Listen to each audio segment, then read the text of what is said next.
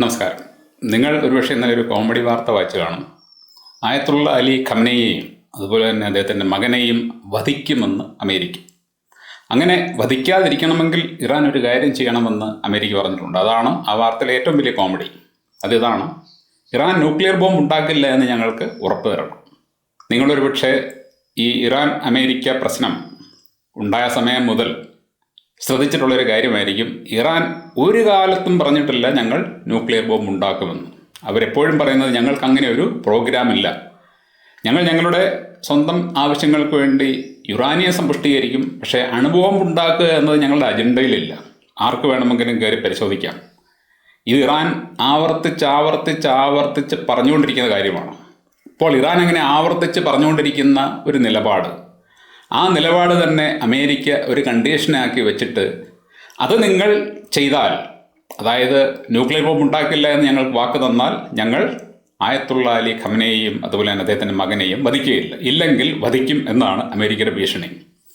ഞാൻ ഈ സത്യം പറഞ്ഞാൽ ഈ വാർത്ത വായിച്ചിട്ട് ഒരുപാട് ചിരിച്ചു. പക്ഷേ എനിക്ക് ആ വാർത്ത വായിച്ചു കഴിഞ്ഞ് അതിൻ്റെ താഴെ വന്ന കമൻറ്റുകൾ കണ്ടപ്പോഴാണ് നമ്മുടെ നാട്ടിലെ മനോരോഗികൾ എന്തുമാത്രമുണ്ട് എന്ന് മനസ്സിലായത്. ഇങ്ങനെ ഒരു വാർത്ത വന്നപ്പോൾ, ഈ വാർത്ത അമേരിക്ക മനഃപൂർവ്വമായിട്ട് ഉണ്ടാക്കി മാധ്യമങ്ങൾക്ക് കൊടുത്തതാണ്. കാരണം ഇറാനുമായിട്ട് ഒരു യുദ്ധം നടത്താൻ അമേരിക്കയ്ക്ക് തൻ്റെ ഇടമില്ല, അമേരിക്കയ്ക്ക് ഇറാനെ തൊടാനുള്ള ധൈര്യമില്ല എന്നത് നമുക്ക് വളരെ വ്യക്തമായിട്ടറിയാവുന്ന കാര്യമാണ്. അതെങ്ങനെ അറിയാം എന്നൊരു പക്ഷേ നിങ്ങൾ ചോദിച്ചേക്കും. അതിൻ്റെ തെളിവായിരുന്നു കഴിഞ്ഞ ജൂണിൽ നടന്ന യുദ്ധം. കഴിഞ്ഞ ജൂണിൽ ഇസ്രായേലും ഇറാനും തമ്മിൽ യുദ്ധമുണ്ടായപ്പോൾ ഇസ്രായേൽ അടികൊണ്ട് ചുരുണ്ട് നാണം കെട്ട് അവസാനം അമേരിക്കയുടെ സഹായം തേടി ട്രംപ് വളരെ വലിയൊരു പടക്കം പൊട്ടിച്ചാണ് ആ യുദ്ധം നിർത്തിയത്. ട്രംപ് പറഞ്ഞത്, ഞങ്ങൾ ഇറാൻ്റെ ആണവ നിലയങ്ങൾ സമ്പൂർണ്ണമായിട്ട് തകർത്തു, ഒബ്ലിറ്ററേറ്റ് ചെയ്തു എന്നാണ് അദ്ദേഹം പറഞ്ഞത്. അതൊരു കള്ളവാർത്തയായിരുന്നു, അതൊരു പടക്കമായിരുന്നു, യുദ്ധം നിർത്താൻ വേണ്ടി ട്രംപ് അടിച്ചുവിട്ട ഒരു വെടിയായിരുന്നു എന്നുള്ളത് ഞാൻ എന്നേ പറഞ്ഞു. അതിൻ്റെ ഏറ്റവും വലിയ തെളിവാണ് ഇപ്പോഴും നടന്നുകൊണ്ടിരിക്കുന്ന ഇറാനുമായിട്ടുള്ള ന്യൂക്ലിയർ ഡീൽ ചർച്ച. അന്ന് അമേരിക്ക ഇറാൻ്റെ ന്യൂക്ലിയർ പ്രോഗ്രാം പ്ലാനുകളെല്ലാം തകർത്തെങ്കിൽ പിന്നെ എന്തിനാണ് അതേക്കുറിച്ച് ചർച്ച ചെയ്യുന്നത്? ആ വിഷയം അവിടെ തീർന്നില്ലേ? അതിനർത്ഥം അങ്ങനെ ഒരു സംഭവമേ അന്ന് ഉണ്ടായിട്ടില്ല. അതായത് അമേരിക്കയ്ക്ക് ഇറാനെ തൊടാൻ ധൈര്യമില്ല എന്നുള്ളത് അന്ന് നമ്മൾ കണ്ടതാണ്. അതിനിയും അങ്ങോട്ട് എത്ര കാലമുണ്ടോ അത്രയും കാലം അങ്ങനെ തന്നെ നിൽക്കും. ഈ കപ്പലും പടയും ഒക്കെ കൊണ്ടുവന്ന് ഇട്ടിരിക്കുന്നത് വെറും ഒരു ഷോ കാണിക്കാൻ വേണ്ടി മാത്രമാണ്. അതിൽ നിന്നും ഒരു ഡ്രോണോ ഒരു മിസൈലോ ഒരു വെടിയുണ്ടയോ പോലും ഇറാൻ്റെ നേരെ വരില്ല. വന്നു കഴിഞ്ഞാൽ പിന്നെ എന്ത് സംഭവിക്കും എന്നുള്ളത് സത്യം പറഞ്ഞു കഴിഞ്ഞാൽ നമ്മുടെ നാട്ടിലിരുന്നു കൊണ്ട് ഈ അമേരിക്കയെയും ഇസ്രായേലിനെ സപ്പോർട്ട് ചെയ്യുന്ന മനോരോഗികൾക്ക് അറിഞ്ഞുകൂടാ. അവർ ആ വാർത്തയുടെ താഴെ എഴുതിയിട്ടിരിക്കുന്നത്, നിങ്ങൾ എന്തിനാണ് താമസിക്കുന്നത്, കയ്യോടെ കയറി ആ കിളവിനെ അങ്ങ് തീർക്ക്, അതോടെ പ്രശ്നം തീരുമല്ലോ. ഈ ഇറാൻ എന്ന് പറയുന്ന രാജ്യം എന്താണ്, രാജ്യത്തിൻ്റെ നിലപാടെന്താണ് എന്നൊന്നും ഈ മനോരോഗികൾക്ക് അറിയില്ല. എങ്കിലും അവിടെ ഇറാനെ കയറി അമേരിക്ക ആക്രമിക്കണം എന്നവർ പറയുമ്പോൾ ഇവർ മറന്നു പോകുന്നൊരു കാര്യമുണ്ട്.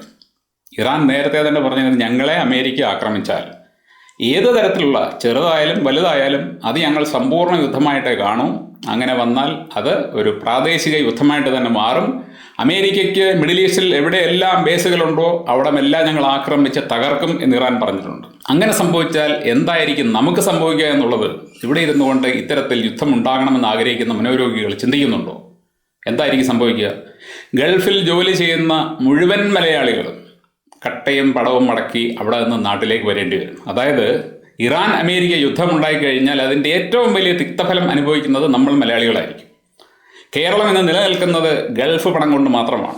നമ്മുടെ നാട്ടിലെ സ്കൂളുകളും കോളേജുകളും ആശുപത്രികളും ഓട്ടോറിക്ഷയും ടാക്സിയും ഫ്ലൈറ്റ് സർവീസുകളും എന്നുവേണ്ട A to Z ബിസിനസ് ചലിക്കുന്നത് ഗൾഫിൽ നിന്നും വരുന്ന പണം കൊണ്ടാണ്. ആ പണത്തിൻ്റെ വരവ് ഇറാൻ അമേരിക്ക യുദ്ധമുണ്ടായിക്കഴിഞ്ഞാൽ ഇൻസ്റ്റൻ്റായിട്ട് നിൽക്കും. കാരണം ഇറാൻ എല്ലാ ഗൾഫ് രാജ്യങ്ങളെയും ആക്രമിക്കും. എല്ലാ ഗൾഫ് രാജ്യങ്ങളിലും അമേരിക്കൻ ബേസുകളുണ്ട്. അവിടെ ഒരു വ്യക്തിക്ക് പോലും പിന്നെ സമാധാനപടി ജീവിക്കാനോ ജോലി ചെയ്യാനോ സാധിക്കില്ല. അങ്ങനെ ഒരു പ്രശ്നം ഉണ്ടായിക്കഴിഞ്ഞാൽ പിന്നെ അതിൽ നിന്നും ഗൾഫ് രാജ്യങ്ങൾ കരകയറണമെന്നുണ്ടെങ്കിൽ ചിലപ്പോൾ ദശാബ്ദങ്ങളെടുക്കും. അപ്പോൾ ഈ യുദ്ധമുണ്ടാക്കുന്ന അനന്തരഫലം, അതിൻ്റെ കോൺസിക്വൻസസ് എന്താണെന്ന് ചിന്തിക്കാൻ കഴിവില്ലാത്ത ചില മനോരോഗികളാണ് ഇവിടെ ഇരുന്നുകൊണ്ട് പറയുന്നത് യുദ്ധമുണ്ടാകണമെന്ന്. പക്ഷേ നമുക്കറിയാം, അമേരിക്കയ്ക്ക് ഇറാനെ തൊടാനുള്ള ധൈര്യമില്ല. ഒരു കാലത്തും അമേരിക്ക ഇത് ചെയ്യില്ല. മാത്രമല്ല, ട്രംപിൻ്റെ ലക്ഷ്യം എന്ന് പറയുന്നത് യുദ്ധവുമല്ല. നമുക്കറിയാവുന്ന പോലെ ട്രംപ് ഒരു ബിസിനസ്സുകാരനാണ്. അദ്ദേഹം സ്വന്തം സൈന്യത്തെ, ആർമിയെ പോലും ഉപയോഗിക്കുന്നത് ബിസിനസ് ലക്ഷ്യങ്ങൾ വെച്ചുകൊണ്ടാണ്. ട്രംപിന് വളരെ വ്യക്തമായിട്ട് പ്ലാനുണ്ട് ഇറാൻ്റെ മേലുള്ള ഉപരോധം നീക്കണം. ആ ഉപരോധം അദ്ദേഹത്തിന് വെറുതെ അങ്ങ് നീക്കാൻ പറ്റില്ല. താൻ വളരെയധികം സമ്മർദ്ദം ചെലുത്തി ഭീഷണിപ്പെടുത്തി യുദ്ധമുണ്ടാകും എന്നൊക്കെ പറഞ്ഞാണ് ഇറാനെ കൊണ്ട് സമ്മതിപ്പിച്ചത് എന്ന് വരുത്തി തീർക്കാനുള്ള ഒരു ശ്രമമാണ് ട്രംപ് നടത്തുന്നത്. അങ്ങനെയൊക്കെ അദ്ദേഹത്തിന് ചെയ്യാൻ പറ്റുള്ളൂ, അദ്ദേഹത്തിന് കുറ്റമല്ല. അങ്ങനെ ഇറാൻ്റെ ഉപരോധം നീക്കി ഇറാനുമായിട്ട് ബിസിനസ് ചെയ്യണം എന്നുള്ള ആഗ്രഹമാണ് ട്രംപിനുള്ളത്. ട്രംപ് ഇപ്പോൾ ഈ വാർത്തയിൽ പറഞ്ഞിരിക്കുന്ന ഒരു കാര്യം കൂടി നമ്മൾ ശ്രദ്ധിച്ചു കഴിഞ്ഞാൽ, അദ്ദേഹത്തിന് ഇറാൻ ന്യൂക്ലിയർ ബോംബ് ഉണ്ടാക്കുന്നതിനോ അല്ലെന്നുണ്ടെങ്കിൽ യുറാനിയം സമ്പുഷ്ടീകരിക്കുന്നതിനോ യാതൊരു എതിർപ്പുമില്ല എന്നുകൂടി മനസ്സിലാക്കാൻ പറ്റും. അതായത് അദ്ദേഹം പറഞ്ഞതായിട്ട് വാർത്തയിലുള്ള ഇതാണ്: ഇറാൻ ന്യൂക്ലിയർ ബോംബ് ഉണ്ടാക്കില്ല എന്ന് ഞങ്ങൾക്ക് വാക്ക് തന്നാൽ അവർ യുറാനിയം സമ്പുഷ്ടീകരിക്കുന്നതിൽ ഞങ്ങൾക്ക് യാതൊരു വിരോധവുമില്ല. എന്നാൽ മറുഭാഗത്ത് ഇസ്രായേൽ എന്താണ് പറയുന്നത്? ഇസ്രായേൽ പറയുന്നത് ഇറാൻ ന്യൂക്ലിയർ പരിപാടി നടത്താനേ പാടില്ല എന്നാണ്. അവർ യുറാനിയം സമ്പുഷ്ടീകരിക്കാനോ ന്യൂക്ലിയർ പ്ലാന്റുകൾ നടത്താനോ പാടില്ല, അവരുടെ ന്യൂക്ലിയർ പ്ലാന്റുകളെല്ലാം അടച്ചുപൂട്ടണം. അങ്ങനെ ഒരു നിലപാട് ഇസ്രായേൽ എടുക്കുമ്പോഴാണ് ട്രംപ് പറയുന്നത് ന്യൂക്ലിയർ ബോംബ് ഉണ്ടാക്കില്ല എന്ന വാക്ക് ഇറാൻ തന്നു കഴിഞ്ഞാൽ അവർക്ക് യുറാനിയം സമ്പുഷ്ടീകരിക്കുന്നതിൽ യാതൊരു പ്രശ്നവുമില്ല, അവർക്ക് യുറാനിയം സമ്പുഷ്ടീകരിക്കാം എന്ന് പറഞ്ഞാൽ ട്രംപ് വളരെ വ്യക്തമായിട്ട് പറഞ്ഞിരിക്കുകയാണ് അദ്ദേഹത്തിന് ഇറാൻ്റെ ഇപ്പോഴത്തെ പരിപാടികളെങ്കിൽ യാതൊരു എതിർപ്പുമില്ല, ഇറാൻ അങ്ങനെയൊക്കെ തന്നെ മുമ്പോട്ട് പോകാം. ജസ്റ്റ് അവർ മുമ്പ് തന്നെ പറഞ്ഞുകൊണ്ടിരിക്കുന്ന കാര്യം, വർഷങ്ങളായിട്ട് പറഞ്ഞുകൊണ്ടിരിക്കുന്ന കാര്യം, ഞങ്ങൾക്കൊന്ന് രേഖാമൂലം തന്നാൽ മാത്രം മതി, ഞങ്ങൾ ന്യൂക്ലിയർ ബോംബ് ഉണ്ടാക്കില്ല എന്ന്. അപ്പോൾ ട്രംപിൻ്റെ ഉദ്ദേശം വളരെ വ്യക്തമാണ്. ട്രംപ് യുദ്ധം ചെയ്യാനല്ല പോകുന്നത്, ട്രംപ് ഇറാൻ്റെ ഉപരോധം നീക്കാനാണ് പോകുന്നത്. ഇറാൻ്റെ ഉപരോധം ട്രംപ് നീക്കിക്കഴിഞ്ഞാൽ ഇറാൻ എന്ന് പറയുന്ന രാജ്യത്തിൻ്റെ വളർച്ച റോക്കറ്റ് വേഗത്തിലായിരിക്കും. കാരണം ഇന്ന് നമ്മൾ കാണുന്ന ഇറാൻ ഇത്രയേറെ ഉപരോധങ്ങളും മറ്റും നേരിട്ടിട്ട് പോലും നമ്മുടെ രാജ്യത്തെക്കാളും മെച്ചപ്പെട്ട ഒരു ജീവിത നിലവാരം അവിടുത്തെ ഇറാനിയൻ പൗരന്മാർക്കുണ്ട്. ഞാനിങ്ങനെ പറയുമ്പോൾ നിങ്ങൾ ചോദിച്ചത് അങ്ങനെ ഉണ്ടോ? അങ്ങനെയുണ്ട്. നമ്മളിവിടെ സർക്കാർ തരുന്ന ഇന്ത്യയിലെ ഭൂരിപക്ഷം ജനങ്ങളും സർക്കാർ തരുന്ന പുഴുകയേറിയ റേഷനറി കഴിച്ചാണ് ജീവിക്കുന്നത്. പലയിടത്തും സർക്കാർ ഫ്രീ ആയിട്ട് അരി കൊടുക്കുന്നുണ്ട്. എന്നാൽ ഇറാനിയൻസ് കഴിക്കുന്ന അരി ഏതാണ്?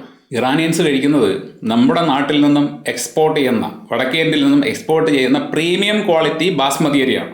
നമ്മൾ 1 കിലോയ്ക്ക് 200-210 രൂപ കൊടുത്ത് വാങ്ങുന്ന അരിയാണ് അവർ ദിവസവും അവിടെ സാധാരണ മട്ടിൽ കഴിക്കുന്നത്. അങ്ങനെ അവർക്കത് കഴിക്കാൻ സാധിക്കുന്നുണ്ടെങ്കിൽ അതിൻ്റെ അർത്ഥം എന്താണ്? നമ്മളെക്കാളും ഉയർന്ന ജീവിത നിലവാരം അവർ പുലർത്തുന്നുണ്ട്. ഇത്രയേറെ 47 കൊല്ലമായിട്ട് ഉപരോധം നേരിട്ടിട്ട്. അപ്പോൾ ഉപരോധം കൂടി നീങ്ങിക്കഴിഞ്ഞാൽ ഇറാൻ്റെ വളർച്ച എന്തായിരിക്കും? ഇറാൻ്റെ മാറ്റം എന്തായിരിക്കും? ആ മാറ്റം നമ്മൾ കാണാൻ പോവുകയാണ്. ഇവിടെ ഇരുന്നുകൊണ്ട് യുദ്ധമുണ്ടാകണം എന്നാഗ്രഹിക്കുന്ന മനോരോഗികൾ പറയുകയാണ്, അവിടെ യുദ്ധം നടന്നാൽ അനുഭവിക്കാൻ പോകുന്നത് നിങ്ങളായിരിക്കും, അവരല്ല. ഇറാനികളെക്കാൾ ഏറെ അവിടെ ഒരു യുദ്ധം ഉണ്ടായിക്കഴിഞ്ഞാൽ അനുഭവിക്കാൻ പോകുന്നത് നമ്മൾ മലയാളികളായിരിക്കും. Thank you.